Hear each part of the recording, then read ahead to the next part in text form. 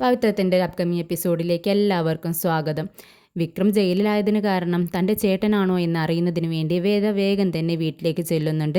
വീട്ടിലെത്തിയ ഉടനെ തന്നെ ഇവിടെ ആരുമില്ലേ എന്ന് വിളിച്ചു ചോദിക്കുകയാണ്. വേദയുടെ സൗണ്ട് കേട്ട ഉടനെ തന്നെ മുത്തശ്ശിയും അമ്മയും ശങ്കരനാരായണനും എല്ലാവരും തന്നെ പുറത്തേക്ക് ഓടി വരുന്നുണ്ട്. മുത്തശ്ശി വേദയെ കണ്ട ഉടനെ തന്നെ ഓടിച്ചെന്ന് കെട്ടിപ്പിടിച്ചുകൊണ്ട് പറയുന്നുണ്ട്, മോളെ നീ അകത്തേക്ക് കയറി വാ. ഉടനെ തന്നെ വേദ പറയുന്നുണ്ട്, ഇല്ല മുത്തശ്ശി, ഞാൻ അകത്തേക്ക് കയറുന്നില്ല, എനിക്ക് ചിലതെല്ലാം ചോദിക്കാനുണ്ട്, അതിനാണ് വേണ്ടിയാണ് ഞാൻ വന്നിട്ടുള്ളത്. എവിടെ ശ്രീയേട്ടൻ എന്ന് ചോദിച്ചതും ശ്രീ പുറത്തേക്ക് വരുന്നുണ്ട്.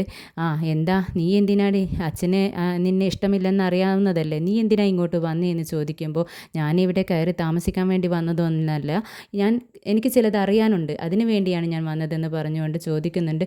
നീയല്ലേ എൻ്റെ വിക്രം ജയിലിലായതിന് കാരണം നീയല്ലേ എന്ന് ചോദിക്കുകയാണ്. അപ്പോഴേക്കും വർഷ പറയുന്നുണ്ട്, ആ ഗുണ്ട ജയിലിലായതിനെ ഞങ്ങൾ എന്ത് പിഴച്ചു, കുടിച്ച് ലെക്ക് കെട്ട് ഒരു പെണ്ണിനെ കയറി പിടിച്ചെന്നാണല്ലോ ഞങ്ങൾ അറിഞ്ഞത്. അതിന് കാരണം എൻ്റെ ശ്രീയേട്ടനാണെന്നോ, നീ എന്തായി പറയുന്നേ എന്ന് ചോദിക്കുമ്പോൾ വേദയ്ക്ക് ദേഷ്യം വരും കേട്ടോ. എന്നിട്ട് പറയുന്നുണ്ട്, അതേ, നിൻ്റെ ഭർത്താവ് അത്ര നല്ലവനൊന്നുമല്ല, ചോദിച്ചു നോക്ക് അറിയണമെന്നുണ്ടെങ്കിൽ. അതെ, എൻ്റെ കഴുത്തിൽ താലി കെട്ടാൻ എന്ന ചടങ്ങ് നടക്കുന്നുണ്ടായിരുന്നു.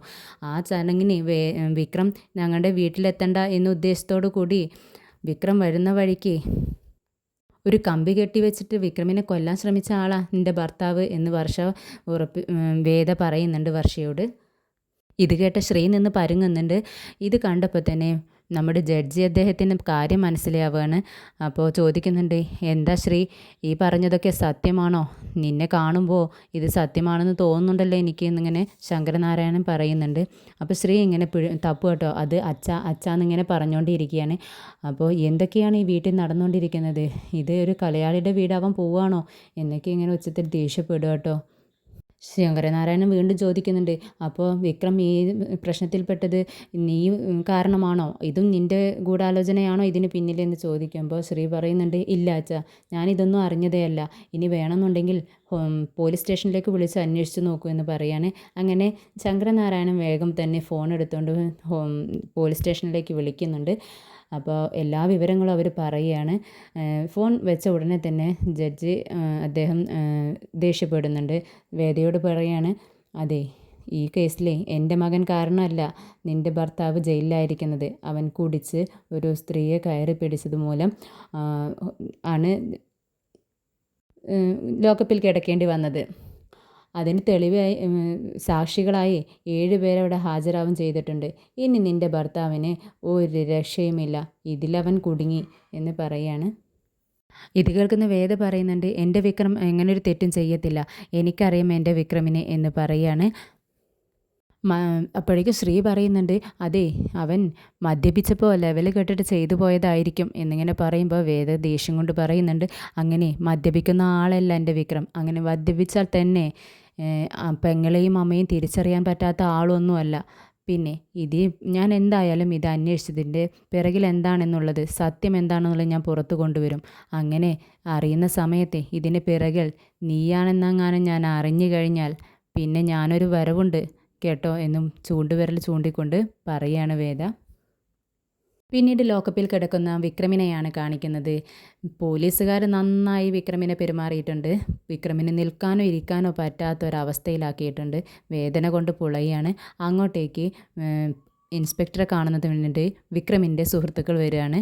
അവർ വന്ന ഉടനെ പറയുന്നുണ്ട്, സാറേ, ഞങ്ങൾക്കൊരു 2 മിനിറ്റ് വിക്രമിനൊന്ന് കാണാൻ പറ്റുമോ, പ്ലീസ് സാർ, ഞങ്ങൾ കാല് പിടിക്കാം എന്നൊക്കെ ഇങ്ങനെ പറയുമ്പോൾ ഇൻസ്പെക്ടർ പറയുന്നുണ്ട്, അതെ, അവനിപ്പോൾ കോടതിയിലേക്ക് കൊണ്ടുപോകും, അവിടെ വെച്ച് നിങ്ങൾക്ക് കാണാം എന്ന് പറയുകയാണ് ദേഷ്യത്തോടെ.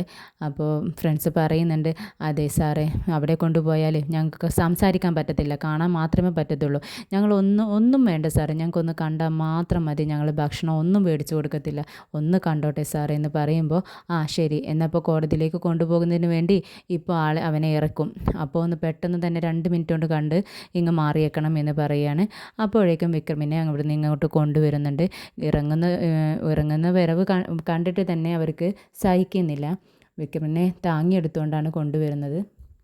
ഇത് കാണുമ്പോൾ അവർ ചോദിക്കുന്നുണ്ട്, എന്തിനാ സാറേ വിക്രമിനെ ഇങ്ങനെ അടിച്ചിരിക്കുന്നത് എന്ന് ചോദിക്കുമ്പോൾ ഇൻസ്പെക്ടർ ദേഷ്യപ്പെടുന്നുണ്ട് കേട്ടോ.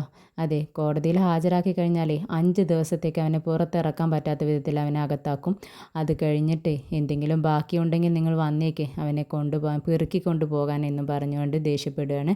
അങ്ങനെ ജീപ്പിലേക്ക് കയറ്റിക്കൊണ്ട് വിക്രമിനെ കോടതിയിലേക്ക് കൊണ്ടുപോവുകയാണ്.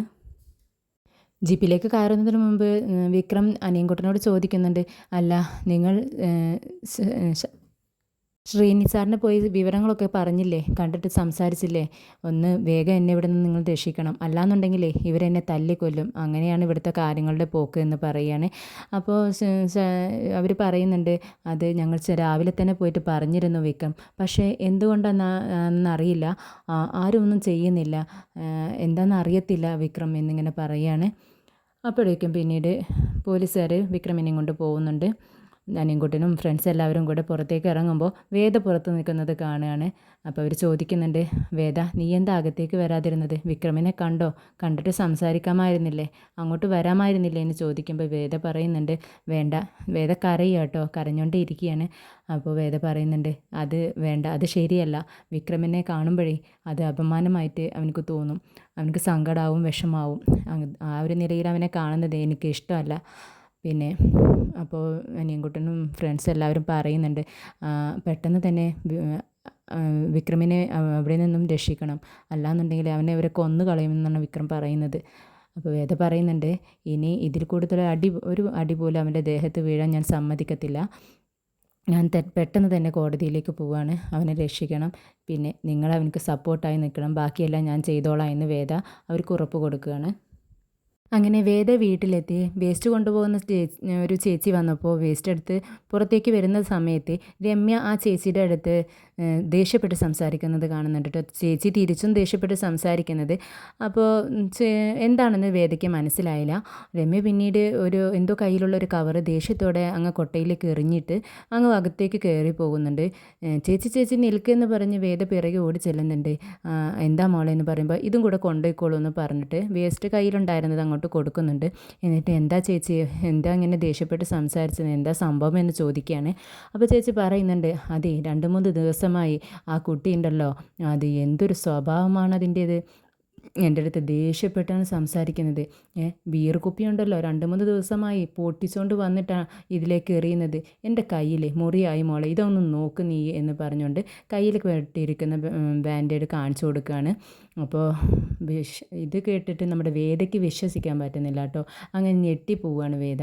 എന്നിട്ട് പറയുന്നുണ്ട്, ചേച്ചിക്ക് തെറ്റിദ്ധരിച്ചിരിക്കുകയാവും ആ കുട്ടിയെ, അവൾ നല്ല സ്വഭാവമാണല്ലോ എന്നിങ്ങനെ പറയുമ്പോൾ ആ ചേച്ചി ദേഷ്യപ്പെട്ട് വീണ്ടും പറയുന്നുണ്ട്, നല്ല സ്വഭാവം, അതിൻ്റെ സ്വഭാവം എനിക്ക് ഇപ്പോഴല്ലേ മനസ്സിലായത്, അത്ര നല്ല സ്വഭാവമൊന്നുമല്ല മോളെ, വേണമെന്നുണ്ടെങ്കിൽ ഞാൻ പറയുന്നത് വിശ്വാസമില്ലെങ്കിൽ ഇതൊന്നും നോക്ക് എന്ന് പറഞ്ഞ് രമ്യ അപ്പോൾ കൊട്ടയിൽ കൊണ്ടുവന്നിട്ട് കവറ് തുറന്ന് കാണിച്ചു കൊടുക്കുകയാണ്. അപ്പോൾ അതിൽ ബിയറിൻ്റെ കുപ്പിയുള്ളത് വേദ കാണുന്നുണ്ട്. എന്നിട്ട് പിറകോട്ട് നോക്കുമ്പോൾ രമ്യയാണെങ്കിൽ അവിടെ നിന്ന് പുഞ്ചിരിച്ചുകൊണ്ട് നിൽക്കുകയാണ്. വേദ തിരിച്ചും ചിരിക്കുന്നുണ്ട്. അത് കഴിഞ്ഞ് രമ്യ അങ്ങ് അകത്തേക്ക് പോകുന്നുണ്ട്. ഇത് കാണുന്ന നമ്മുടെ വേദയ്ക്ക് അപകടം മണക്കുകയാണ്. ഇതിലെന്തോ ഡൗട്ടുണ്ടല്ലോ, ഇങ്ങനെയൊക്കെ ആണെങ്കിൽ ഇവളെ അത്ര ചില്ലറക്കാരിയല്ല എന്നിങ്ങനെ വേദ മനസ്സിൽ ചിന്തിക്കുകയാണ്. എന്നിട്ട് വേഗം തന്നെ വീടിൻ്റെ ഓണറുടെ അടുത്തേക്ക് ചെല്ലുകയാണ്. എന്നിട്ട് ചോദിക്കുന്നുണ്ട്, ചേട്ടാ വീട്ടിലുള്ള കുട്ടി എപ്പോഴാണ് വന്നത്, എങ്ങനെയാണ്, ആര് പറഞ്ഞിട്ടാണ് ഈ കുട്ടിയെ ഇവിടെ താമസിപ്പിച്ചത് എന്നൊക്കെ ചോദിക്കുകയാണ്. അപ്പോൾ ഓണർ പറയുന്നുണ്ട്, അവർ വീട് വെക്കേറ്റ് ചെയ്ത് പോയി എന്നങ്ങ് പെട്ടെന്ന് പറയുമ്പോൾ, ആണോ എപ്പോഴാണെന്ന് ചോദിക്കുമ്പോൾ ഇന്നലെ വൈകിട്ട് തന്നെ ക്യാഷും തിരിച്ചു കൊടുത്തു, ചാവിയും തന്നു. അപ്പോൾ ഇതാരാണ് ഇവരെ ഇങ്ങനെ പരിചയപ്പെടുത്തി തന്നതെന്ന് വേദ ചോദിക്കുന്നുണ്ട്. അപ്പോൾ ഓണർ പറയുന്നുണ്ട്, അത് ഇസ്തിരി ഇടുന്ന കടയില്ലേ അതിലെ അയാളാണ് പരിചയപ്പെടുത്തി തന്നതെന്ന് പറയുമ്പോൾ വേദ അങ്ങോട്ട് ചെല്ലുകയാണ്. എന്നിട്ട് ആ ചേട്ടൻ്റെ അടുത്ത് ചോദിക്കുന്നുണ്ട്, ആരാണ് ഈ രമ്യ എന്ന് ചോദിക്കുമ്പോൾ അദ്ദേഹം പറയുന്നുണ്ട്, രമ്യ ആരാണെന്ന് എനിക്കറിയത്തില്ല, ഇവിടെ വന്ന് എൻ്റെ അടുത്ത് ഒരു വീട് വാടകയ്ക്ക് കിട്ടുമെന്ന് ചോദിച്ചു. അപ്പോൾ അവർ പറഞ്ഞ രീതിയിലുള്ള വീട് ഒരുപാട് വീടുകളുണ്ടായിരുന്നു, എല്ലാം ഞാൻ പറഞ്ഞപ്പോഴേ ആ കുട്ടിക്ക് ഈ ഒരു വീട് മതി എന്നാണ് പറഞ്ഞത്. അപ്പോൾ ഞാൻ ആ കുട്ടിയുടെ അടുത്ത് പറഞ്ഞു, ഈ വീട്ടിൽ വെള്ളമില്ല, പുറത്ത് പോയി വെള്ളം കൊണ്ടുവരണം, അപ്പോൾ ബുദ്ധിമുട്ടല്ലേ, വേറെയും ഇതേ വാടകയ്ക്ക് ഇതിലും കുറഞ്ഞ വാടകയ്ക്ക് വീടുകൾ ഇനിയും കിട്ടാനുണ്ടെന്ന് ഞാൻ കുട്ടിയുടെ അടുത്ത് പറഞ്ഞതാണ്, പക്ഷേ ആ കുട്ടിക്ക് ഇത് തന്നെ വേണമെന്നൊരു വാശിയായിരുന്നു എന്നിങ്ങനെ പറയുമ്പോൾ വേദയ്ക്ക് മനസ്സിലായി.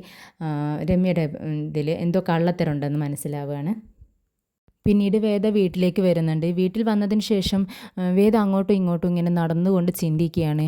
വിക്രം ജയിലിലായതും അതിന് രമ്യ ഓടി വന്ന് ഇങ്ങനെ വിക്രം കയറി പിടിച്ചു എന്നുള്ള പറയുന്ന കാര്യങ്ങളും എല്ലാം തന്നെ ഇങ്ങനെ ആലോചിക്കുകയാണ്. ഓരോ സീനും അവളുടെ മനസ്സിലേക്ക് ഇങ്ങനെ വരികയാണ്. എന്നിട്ട് മനസ്സിൽ വിചാരിക്കുന്നുണ്ട്, ഇതിലെന്തോ ഒരു ചതിയുണ്ട്. രമ്യ ഇപ്പോൾ വേഗം വീട് കാലിയാക്കി പോകുന്നതിലും എല്ലാം തന്നെ എന്തോ ഒരു ചതി മണക്കുന്നുണ്ട്. ഇതിന് പിറകിൽ എന്താണെങ്കിലും ഞാൻ പുറത്തു കൊണ്ടുവരും എന്നിങ്ങനെ ചിന്തിച്ചുകൊണ്ട് നിൽക്കുമ്പോൾ മുത്തശ്ശി ഫോണിലേക്ക് വിളിക്കുന്നുണ്ട്.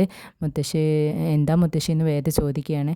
അല്ല മോളെ, ദർശന വിക്രമിനെ ജാമ്യത്തിലെടുക്കാമെന്ന് പറഞ്ഞപ്പോഴേ നീ വേണ്ടാന്ന് പറഞ്ഞു അത്രേ. അതെന്താ നീ അങ്ങനെ പറഞ്ഞത്?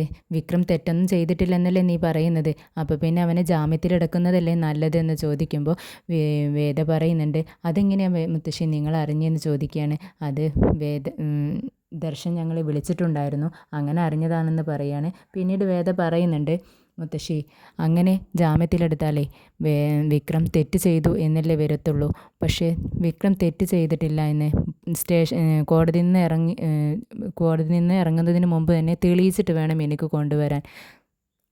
ഈ നാട്ടുകാരെല്ലാം തന്നെ വിശ്വസിക്കുന്നത് വിക്രം ഒരു പെണ്ണിനെ കയറി പിടിച്ചു എന്നുള്ളത് തന്നെയാണ്. പക്ഷേ അങ്ങനെ ഒരു മോശപ്പെട്ട ഒരാളല്ല എൻ്റെ വിക്രം എന്നുള്ളത് എനിക്ക് എല്ലാവരുടെ മുന്നിൽ തെളിയിച്ചു കൊടുക്കണം. ഈ കോടതിയിൽ നിന്നും പുറത്തിറങ്ങുന്ന സമയത്ത് എൻ്റെ വിക്രമിനെ തല ഉയർത്തിപ്പിടിച്ച് തന്നെ നടക്കണം.